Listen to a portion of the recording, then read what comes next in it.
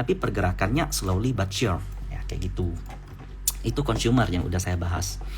Nah, jadi yang ada potensi perlemahan tadi gudang garam, Mayora ada potensi perlemahan. Yang kuat INDF, ICBP, Unilever. Nah, lalu retailers ini udah agak kelewatan sih. MAPI kan naiknya tuh udah luar biasa MAPI. Ini gambar saya di sini masih ada kalau nggak salah ya, coba let's see. Waktu itu saya sempat ke trigger keluar MAPI. Lalu nah ini tuh ada apa? Ada ascending triangle. MA 200-nya kejaga. Saya sebenarnya pengen belinya tuh di 13 ke bawah, tapi nyentuh doang towel. Lalu ini kan ada potensi untuk dia break 15 ke 1700 dan more. Nah, kejadiannya adalah seperti ini. Nah, MAPI sendiri ya, tadi udah kita bahas. Di interest rate peak, weakening dollar, weakening commodity, Indonesian GDP growth, minor yang tinggi, itu most likely bakal ada spending ke sektor retail yang bisa meningkatkan earning dari mereka. Nah, MAPI saat ini sih to be honest kalau untuk beli udah agak susah karena tinggi. Jadi ini saya nggak bahas daripada nyangkut di atas. Nah, lalu ada ERA yang saya cukup suka ERA.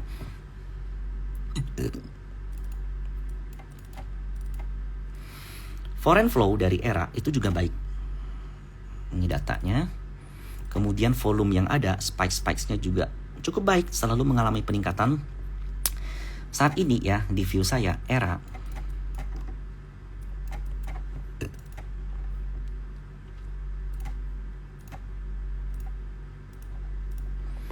nah, dia punya potensi untuk ngebuat pattern cup and handle,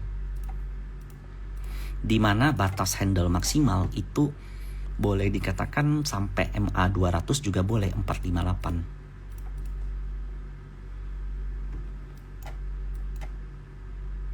Titik kunci 520. Mau beli waktu breakout silahkan, tapi saya nggak suka. Biasa style saya tuh belinya tuh mendekati support. Nah, jadi sebenarnya kebanyakan orang kalau udah beli ya ERA bagus, dia punya uang 10 juta, dia belinya 10 juta. Nah, itu yang menurut saya fatal. Kebiasaan beli di satu titik ngebuat kalian terlalu sensitif sama harga. Floating loss 1% kalian udah takut. Floating loss 2% kalian udah takut. Harusnya kalau punya mau beli 10 juta, belinya 1 juta dulu, 2 juta, 3 juta, makin dalam makin beli. Kalau dapat semua kemudian masih stop loss, ya udah disiplin, sederhana. Jadi ERA termasuk salah satu list yang saya suka, termasuk sektor retails. Foreign akum bagus kalau kita lihat ya, coba let's say dari 6 Januari.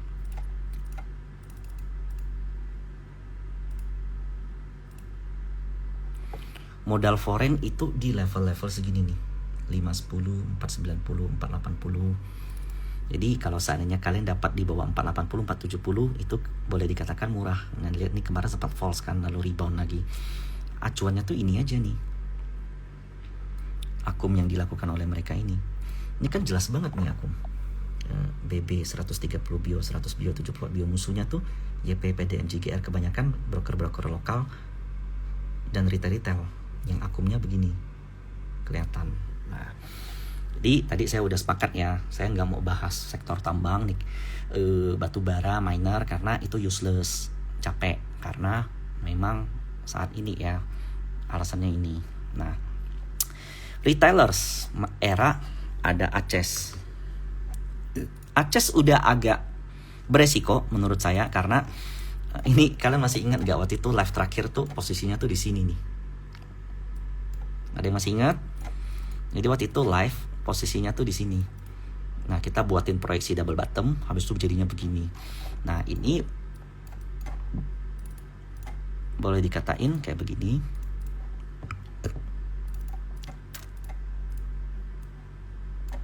Nah, target dari ACES itu 720. Yes, 720. Dan saya melihat sih upside-nya udah foreign lumayan aktif di ujung. Upside-nya udah agak-agak terbatas ACES. Eranya lebih menarik menurut saya. Kemudian ada RALS, Ramayana. Ramayana hari ini koreksi lumayan dalam ya. To be honest, ada musuhnya RALS dari Broksum.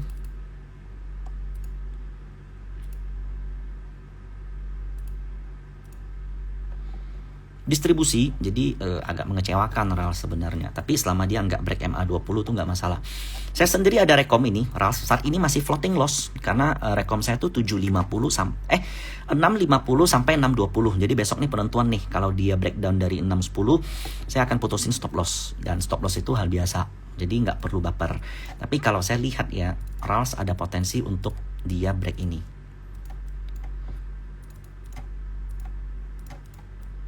Mungkin masih agak panjang, jadi selama MA200 nggak breakdown nggak apa-apa, karena perhatiin ini MA200 ketahan, MA200 ketahan, MA200 ketahan. Jadi ya ini false break seperti ini biasa selama dia nggak break MA200 gini. Karena dari ini resiko saya cuma segini,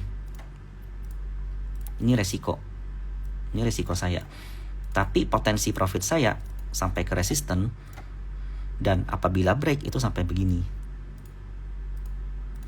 Oh, ini good plan dong. Kalau seandainya kalian gak mau stop loss, ya ini bisa ngejrok sampai dalam. Nah, jadi ini saham sama, entry pun mungkin boleh sama, tapi disiplin sama plan itu bisa menentukan beda hasil. Saya tuh ketat banget kalau soal stop loss. Nah, ini yang di Akum Today, yang di FHS era. Nah, mungkin sebentar. Adalah properti next. Awal tahun ini saya juga bullish di properti. Saya play BSDE, itu view saya tuh mulai dari sini. Kalau nggak salah ya, saya lupa ingat.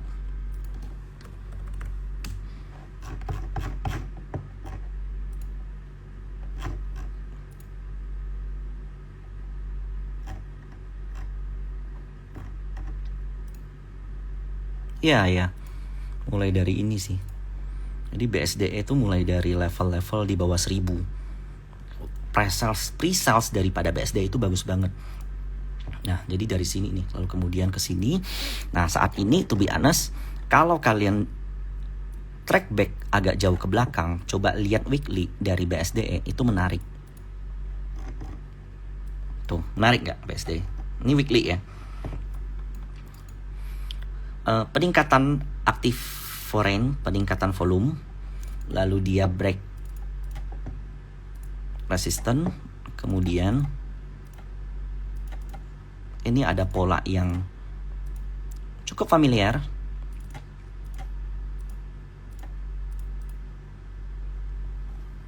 Weekly dari BSDE. Akumulasi saat ini ya, per hari ini aja ZP, broker ZP itu beli 8,2 bio di 1170. Cukup besar menurut saya. Dan ini foreign cukup aktif di ke belakang. Kenapa suka lihat foreign kok? Karena saat ini flow itu kan acak, likuiditas kering ya. Jadi flow dari foreign itu cukup ngefek ke market. Nah, BSDE. Tapi ingat, resisten tuh 1200. Jadi kalau mau beli, seusahakan di mendekati 1100. Kalian perhatikan BSDE setiap menyentuh level-level 1100 itu kebanyakan jarum. Nah, jadi memang ada usaha untuk break resisten dari BSDE. Gitu.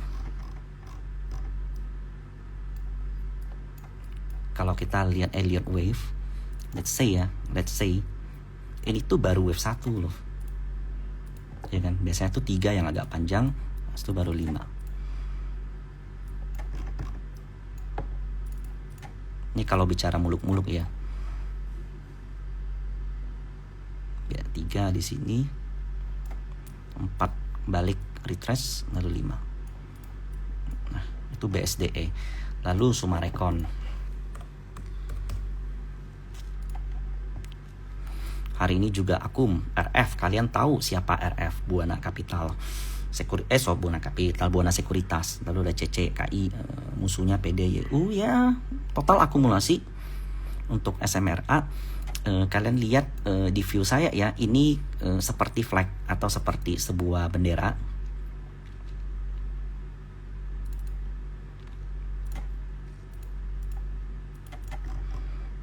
Dengan titik support yang terjaga sekali.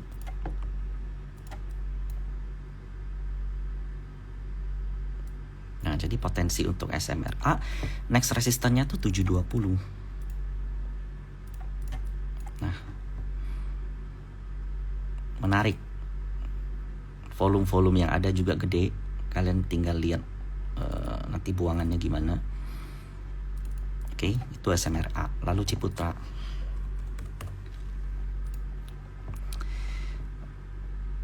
Ciputra nih agak aneh. Kenapa? Karena di resisten sini ya. Ini kan resisten banget. Pakai banget. Ini kalau lewat nih udah jalan tol ini. Jadi ini kan cukup kuat nih resisten di level ini. Nah, setiap menyentuh resisten, opennya selalu tinggi. Open tinggi dibanting ke bawah gitu. Nah, saya masih nggak tahu nih arahnya kemana. Tapi kalau melihat kompatriotnya, yaitu Summarecon dan BSD, ya ini potensi mengarah ke atas untuk Ciputra. Nah, kita sendiri play Ciputra tuh ke screening tuh di sini-sini tuh. Karena saat itu ya memang ada foreign cukup aktif. Jadi sebenarnya nih agak sederhana nih analisa untuk 1, 2, 3 bulan ke belakang. Ngikutin foreign. Nah, foreign di sini mulai aktif, kita mulai join di sini, lalu di sini jadi kenceng, jadi makin tinggi volumenya. Jadi in my view ya, kalian coba lihat ini. Ini kan ada satu candle yang menjulang tinggi nih 8 Mei. 8 Mei foreign juga masuk. Kalian lihat aja 8 Mei. Nah, itu ada AK, ZP. Distribusi memang karena lokalnya kebanyakan buang. Ada YU lagi, ada musuh YU suka keluar terus. Tapi modal mereka kan 1080. Jadi selama menyentuh 1080 ada potensi dijaga. Tuh, kalian perhatiin. Jadi sebenarnya Broksum dan TA itu saling berhubungan. Ini kan untuk angkat ini modalnya tuh 1080. Jadi karena kelihatan di sini 1080. Jadi begitu nyentuh 1080, ya itu jadi support. Kalian perhatiin nih 1080 tiap disentuh support. Nah, di bawah 1080 tuh murah. Sampai 1040 atau 1020 itu menarik. Jadi sebenarnya kalaupun breakdown support, menurut saya itu harga yang menarik untuk kita beli. Gitu. Sederhana ya. Ingat, kembali lagi saya bilang ya, dasar dari analisa saya itu ke makro dulu, bukan foreign flow dulu. Jadi top to down, kita coba lihat apa yang terjadi di makro, kita coba lihat apa efeknya ke perusahaan-perusahaan company-company yang ada di Indonesia, lalu perhatikan akumulasinya ada nggak, price actionnya menarik nggak, corporate action dari company-nya ada nggak, arah-arah pemerintah untuk mendukung company-company ini ada atau enggak. That's why miner, sekali lagi saya nggak bahas di hari ini. Jadi kalau dibilang ada akum asing, even di Adro pun ada akum. Lihat aja Adro. Adro foreign itu aktif, tapi ngapain dilawan kalau saat ini ya? Tuh, Adro tuh foreign tuh aktif, cukup aktif sampai di ujung baru di exit. Jadi foreign flow itu mesti di combine sama macro view. Oke. Tadi kita udah bahas properti, lalu industrial land. Kalau kalian lihat story saya belakangan, saya tuh suka sebut inland. Banyak yang nanya inland itu apa? Inland itu industrial land, alias company yang nyediain lahan gede. Contohnya kayak BES itu, BES, SSIA. Jadi masing-masing itu ada proksinya. Kalian boleh cek, nanti saya bisa bahas. Jadi kayak salah satu yang paling mahal itu The Mas Premium valuasinya. Yang paling murah itu BES. Yang paling terpengaruh sama dolar setahu saya itu ASRI. Jadi begitu dolar terdepresiasi, ASRI itu bebannya makin berkurang. Lalu SSIA yang earningnya paling gede. SSIA itu punya beberapa anak usaha, gosipnya mau IPO, lalu ada investor gede masuk. Tapi itu kan kembali lagi gosip. Kita nggak bisa trade berdasarkan gosip dong, kita trade berdasarkan flow. Nah, kalian lihat ya, SSIA begitu dia kenceng seperti ini, terus terang saya ke skip. Tapi begitu dia koreksi, nah saya berhasil masuk.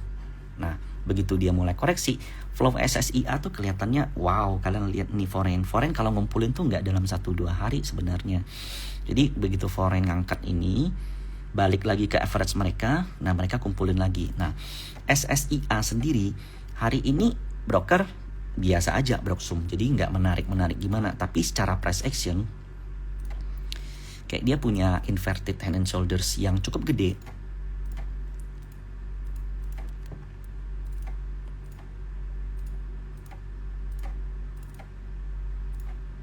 Nah, di mana titik beli yang ideal itu adalah di 400. Ini kita nangkep SSIA tuh di sini, bukan di sini. Terus terang saya ke skip.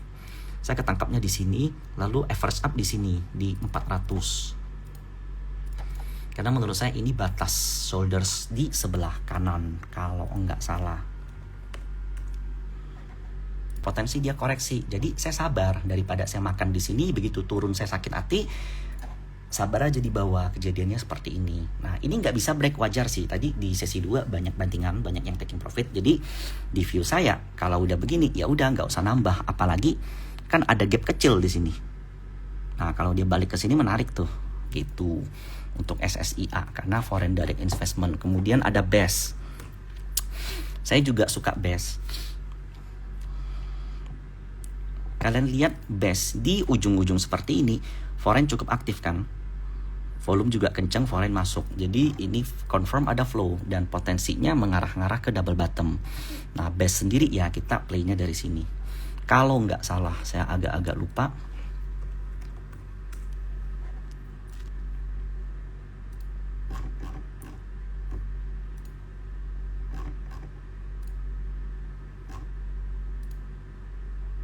Ya, BES di April tanggal 12 itu posisinya masih di bawah banget. Cuman waktu itu saya lihat SSIA naik karena ada foreign flow menarik.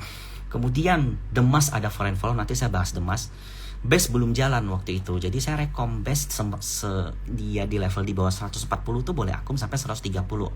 Sampai 123. Jadi poinnya 20-an poin. Nah, saat itu kan potensi double bottom lalu nyentuh EMA 200 dan break 160. Saat itu kejadiannya BES adalah seperti ini. Break EMA 200, nyentuh resisten dan resisten masih break out. Nah, saat ini foreign masih cukup aktif di BES. Nah, kalau ini confirm double bottom, maka targetnya adalah ke last high dia, yaitu 180. Dengan tingginya foreign direct investment, BES itu salah satu yang mendapatkan keuntungan. Salah satu valuasi yang paling murah itu adalah BES untuk industrial land. Nah, titik-titik pentingnya ya saat ini tuh 160 lah. Tapi modal foreign itu cukup murah ya, ingat ya di bawah 160. Jadi kalau seandainya bisa sampai 150 atau MA 200 lagi, ini menarik. Di sini. Itu menarik. BES, lalu Demas. Yang ikut sama saya di Bali trading bareng. Waktu itu saya bahas Gajah Tunggal, Demas sama BPTR. BPTR untuk trading udah loss. Gajah Tunggal naiknya lumayan, lalu ada yang namanya Demas. Kenapa saat itu saya bahas Demas? Hari ini kan ada peningkatan volume, naiknya cukup lumayan lah, 43% untuk Demas itu lumayan. Volumenya juga meningkat pesat, foreign juga aktif di sini. Ini foreignnya, tapi Broxom sih jelek, abaikan aja. Nah, Demas dia punya pattern yang menarik. Secara valuasi industrial land, Demas itu paling premium. Jadi menurut saya wajar kalau dia paling belakang jalannya. Cuman menariknya adalah foreign flow yang ada di Demas sebelum dia breakout itu udah kelihatan. Jadi hari ini sebelum dia naik 4%, nah itu foreign flow udah kelihatan dan nggak kemana-mana harga sahamnya. Dibanding dengan miner yang ada banyak foreign flow, saya lebih pilih ini meskipun kecil. Kenapa? Karena memang makroekonomi lagi mendukung ke industrial land. Jadi sebenarnya makro, mikro, dan TA Broxom itu semua saling berhubungan. Ini Mei tanggal 2 Mei, berarti 1 bulan saya nunggu ini Demas. Karena foreign flow, karena foreign aktif. Cuma waktu itu saya nggak tulis foreignnya aktif di sini. Habis itu ini kenceng, tapi ini nggak breakout. Ada potensi nih besok turun dulu.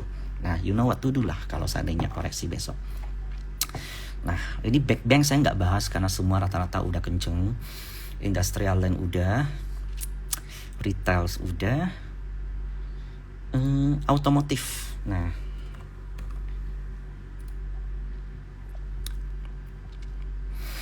Astra kalian lihat foreign flow luar biasa. EA-nya sederhana sekali.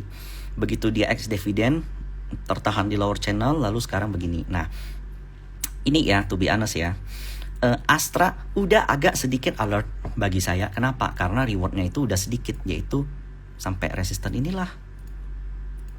Dibanding dengan resikonya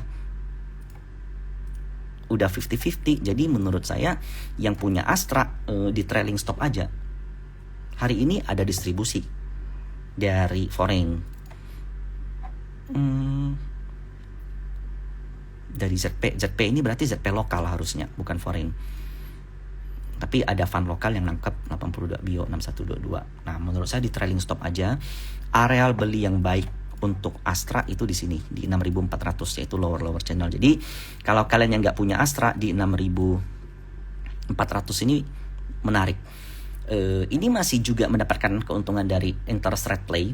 Kalau seandainya nanti hari ini kan suku bunga BI diputuskan tetap, udah 2 kali tetap. Nanti flattening kalau seandainya mulai di cut.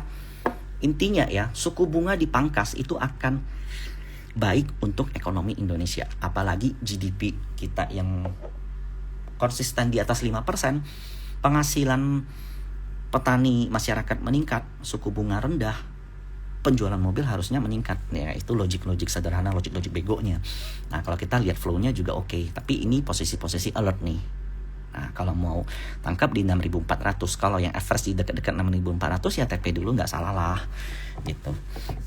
Nah, ini Astra. Lalu ada ini anak usahanya Astra, bagian spare part-nya.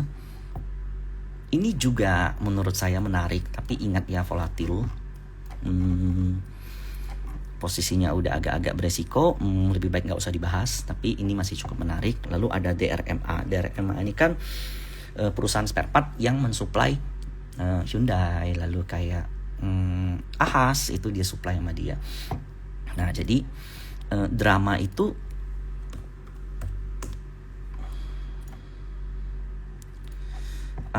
saya lihat ada potensi terjadi falling wedge. Saya sendiri play drama itu dari sini. Average up di sini di 1.050 1.000. Kenapa saya berani average up? Karena kalian lihat akum yang ada di drama. Jadi hampir setiap hari foreign entry. Ingat, meskipun Broksum ini bisa dibohong ya, tapi saya lihat flow foreign itu masih cakep. Belum ada distribusi yang berarti. That's why drama itu masih menjadi salah satu topik saya. Nah, ini ada cup and handle.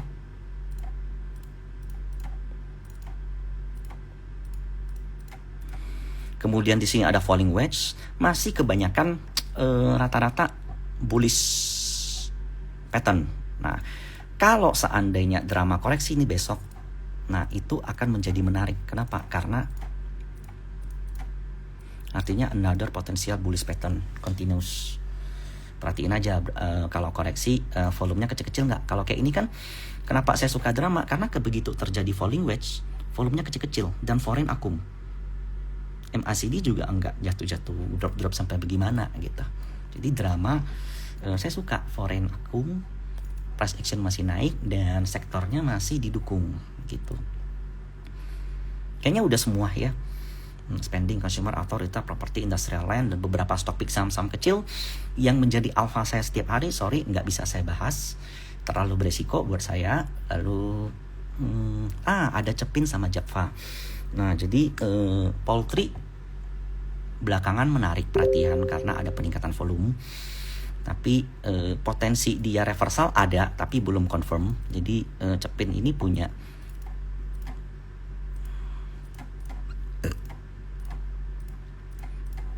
inverted head and shoulders 4 sampai 4.800 aman. Lalu Japfa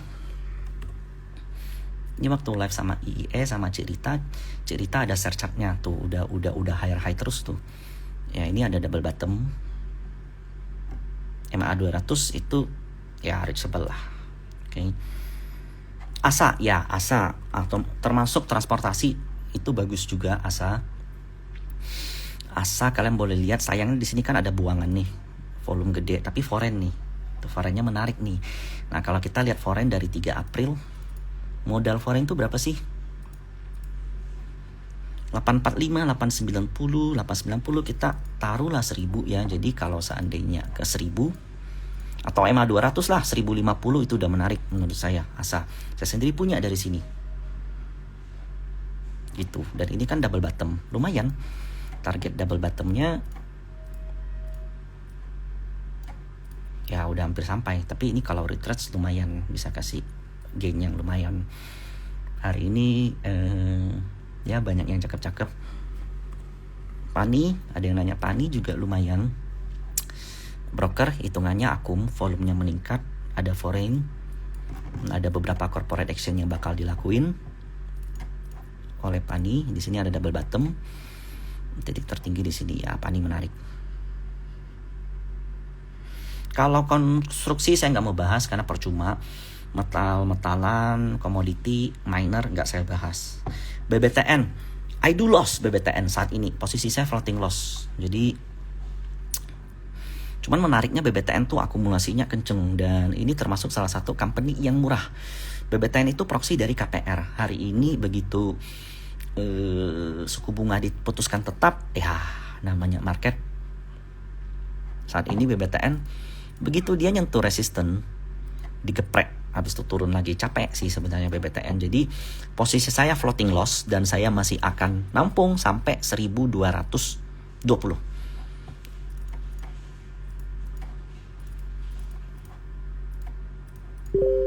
Gitu. Gue tau nggak saya bahas karena belum ada flow. MPMX menarik. Jadi MPMX ini kan memutuskan untuk membagi dividen sebesar kurang lebih 10%. Di sini ada double bottom. Foreign juga cukup aktif di sini. Dan ini jelas ada candle rejection di MA 200. Amannya 180 ke bawah lah untuk MPMX. Target double bottom 1320. Tugu insurance company, no comment. MA 200 sih ya cukup bottom. Arko menarik. Wenfair udah tadi. Arko menarik, jadi tertahan di MA 200 dan menarik. Green energy. Film akumnya baik. Posisi saat ini di resisten. Film nih kalau nggak salah ada saya bahas di 1-2 hari ke belakang. Ya. Jadi gini, film high volatile nanti masuk ke list Mei 23 itu 2 hari lalu. Saat itu tuh dia punya penan yang ada potensi untuk nyentuh MA 200. Film, kejadiannya begini. Naik 10% lebih, belasan persen. Nah, resisten kan di 2200 tuh, let's say kalau lewat 2200 kenceng ini gitu. Tapi ingat ya, ini high volatile. Bisa aja besok digeprek, saya nggak tahu. Pewon.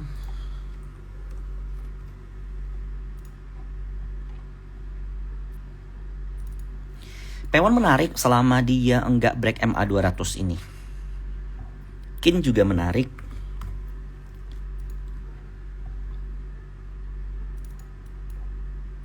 Menarik Kin. Ini support tertahan.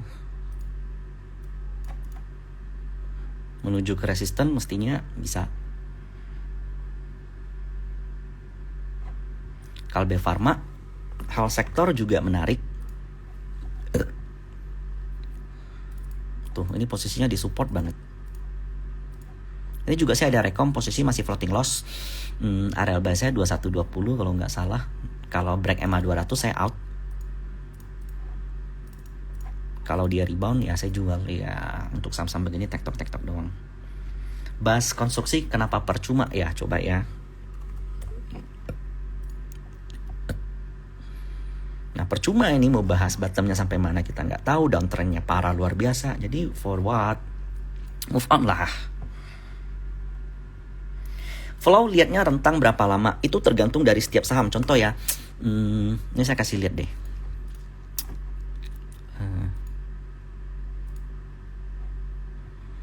Ini bisa nggak ya? Ini screener. create new, foreign flow.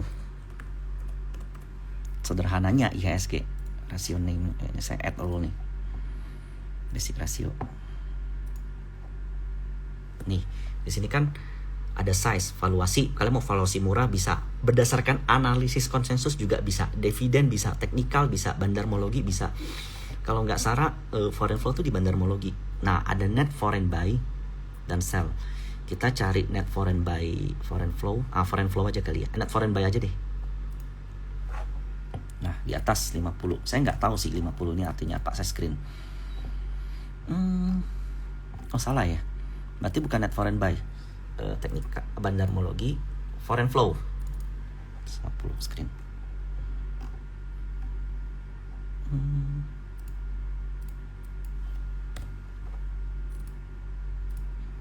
Kok nggak bisa ya?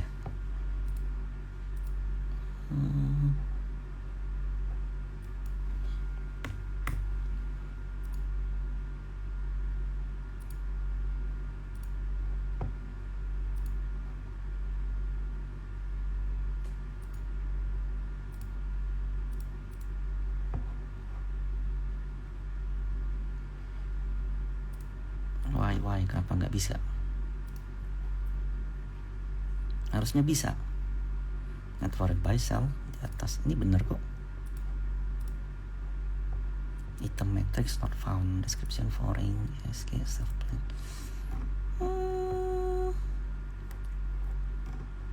Kenapa nggak bisa ya? Harusnya muncul sih. Oh, ini ada yang muncul. Tadi ada satu ini. Nah, jadi ini net foreign sell nih. Kalau kita balik net foreign buy. Nah, net foreign buy IHSG yang ada. Nah, ini kalian boleh lihat BCA, BNI, ICBP, Gotoh. Jadi kalau kalian bilang Gotoh net foreign buy bener, tapi saat ini pergerakannya masih gitu-gitu aja. Jadi ini boleh jadi watchlist kalian. Kalau seandainya nanti someday tech udah dapat flow, pasti larinya ke Gotoh dulu karena mother kan, karena yang paling gede. Nah, ini foreign flow tuh nggak jauh-jauh dari sini. Nah, contoh ya, kalian lihat di sini kan ada bridge, ada foreign flow. Kita coba lihat nih, bener nggak sih bridge ada foreign flow? Kita coba lihat.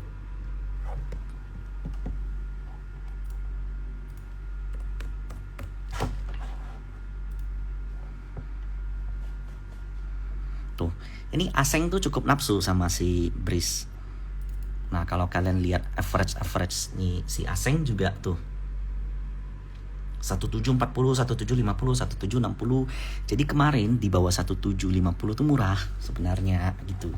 Nah, jadi sederhananya kalau kalian mau lihat, jangan semua yang ada di sini dibeli. Kalian coba lihat mana yang kira-kira sesuai dengan makroekonomi, sesuai dengan arah bursa, sesuai dengan arah market. Sedikit fundamental kalian mesti tahu, sedikit valuasi kalian mesti tahu, nggak perlu terlalu dalam. Lalu lihat flow kemana, lihat price yang paling penting, lalu entry secara bertahap. Nah, sederhana sebenarnya. Ini ada DLD juga very good. Cuman ini agak kurang liquid sahamnya. Tuh, foreign flow-nya kan gila kan? Terut, berderet, lalu naiknya kenceng. Nah, kalau kalian nggak ngerti ini sama apa, ya kalian coba lihat foreign flow aja. Nah, Bumi foreign flow betul, tapi harga sahamnya turun. Kenapa? Karena saat ini kan that call-nya lagi turun banget. Jadi ya udah, ngapain ditangkep kalau begitu? Cari aja yang memang sesuai dengan tema market, sesuai dengan makro, lalu dicarilah benang merahnya. Saya cukup yakin ya, apa yang ada di market itu selalu ada benang merahnya. Sekian dan thank you semuanya.